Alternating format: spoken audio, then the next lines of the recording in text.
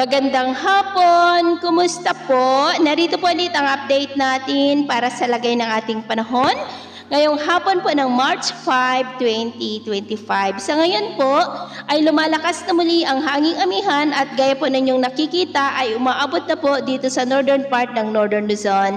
Ang shear line ay nasa northeast po ng Cagayan habang ang easterlies ay umiiral pa rin sa silangan ng Luzon, Visayas at Caraga. Mayroon pong intertropical convergence zone na nag-i-extend sa southern part ng Mindanao. At sa ating long-range forecast, consistent pa rin na walang bagyo po na namamataan na tatawid sa ating kalupaan for the next 2 weeks. At sa lagay ng ating panahon, ngayong hapon ay nakakaranas ng cloudy skies with isolated rains ang malaking bahagi ng Mindanao, Southern Leyte, southern part ng Samar, Negros, Aklan, Antique, Palawan, Mindoro Provinces, Camarines Norte, Ilocos Sur, La Union, Cordillera at ilang bahagi ng Cagayan. At mamayang gabi, may tsansa pa rin ng mga cloudy skies with isolated rains sa malaking bahagi ng Mindanao, ilang bahagi ng Visayas, Occidental Mindoro, La Union, Ilocos Norte, Cordillera, Cagayan at ilang bahagi ng Isabela at Ilocos Sur.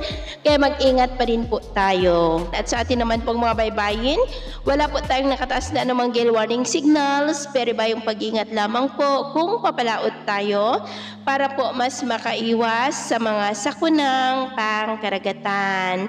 So yun po ang latest update natin sa araw na ito. At ako pumuli si James na nagsasabing, sa kahit na pagsubok po na darating sa ating buhay, huwag na huwag po tayong mawawalan ng pag-asa. Thank you and God bless!